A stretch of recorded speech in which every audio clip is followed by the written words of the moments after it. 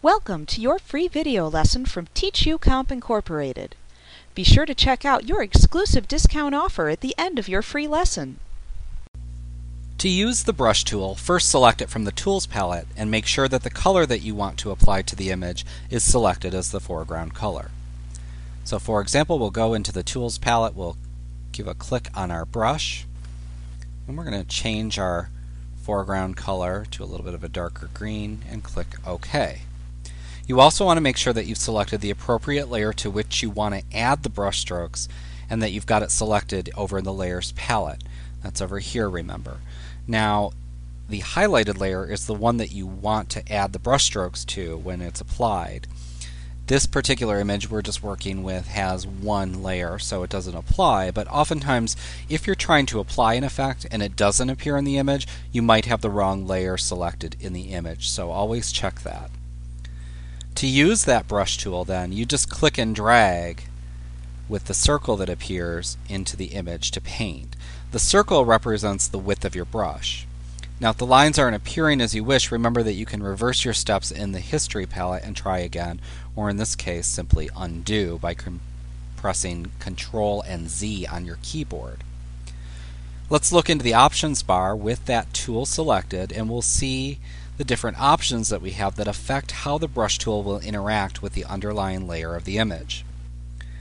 Once you've created a brush that you use frequently, you can save it as a preset tool that you can then access in the future with all of the brush options that you have already set to it. To do this, you click the Brush Presets palette right there, and then click on the small right pointing arrow to display the side menu and select Preset Manager. Right there, and then go down and select Preset Manager. Or if you prefer, you can choose Edit and Preset Manager from the menu bar. It'll do the same thing. Use the Preset drop-down menu to select the brush preset, whatever that may be up in here. So it might have something other selected. For example, it might have your swatches selected. So make sure it has brushes selected. In the dialog box, you can select your brushes, rename, edit, save brushes you create, and you can even load custom brush sets, such as those in TeachUComp Incorporated's Photoshop Brush Bonanza. So you can do that by clicking Load, and then locating the brush set, and then clicking Load. Now the More button here, if you click on that, that allows you to change the display of the presets, changing the display to lists, thumbnails, and etc. You can also control the size of the brush you're using. Let's click out of here. And to do that, you go up here and use the drop down, and then you can use your slider to adjust the size of the brush. For example, if I crank it up there all the way, we'll see that our brush can get very large as we paint. Like that. We'll undo that. Now you can also go up here if you want and just type in a measurement in pixels in the box provided. For example, 50 or 150, whatever size you need to use. You can also use what's called the Mode drop-down box that's located right here, and that will help you determine how the brush will apply the color and interact with the color of the pixels it's painting over.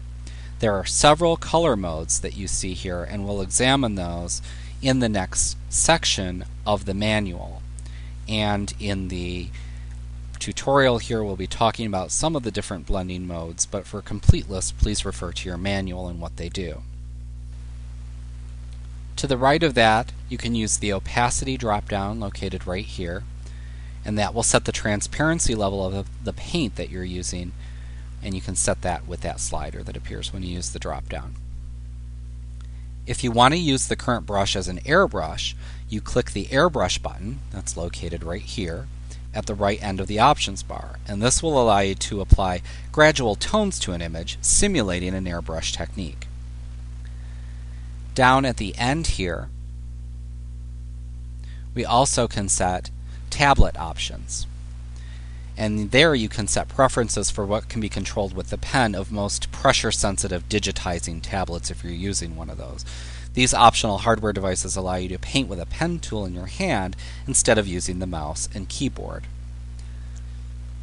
Then under More Options, there you can imitate different brush strokes and effects by changing what's called the brush dynamics. So if we click on that, we'll be looking at that, and we're going to be discussing in more detail in the next chapter how to change brush dynamics. Thank you. We hope you enjoyed your free video lesson from Teach You Comp Incorporated. Like what you see? Pick up your copy of our complete tutorial today and be sure to visit us at www.teachucomp.com/YouTube for your special bonus offer. Our complete tutorial featuring introductory through advanced material is available on CD-ROM or digital download. You will receive our high-quality video lessons plus printable instruction manuals in one easy-to-use training package. With over 24 titles to choose from, you'll be sure to find the training you need in Microsoft Office, QuickBooks, Photoshop, and much more. Visit us today.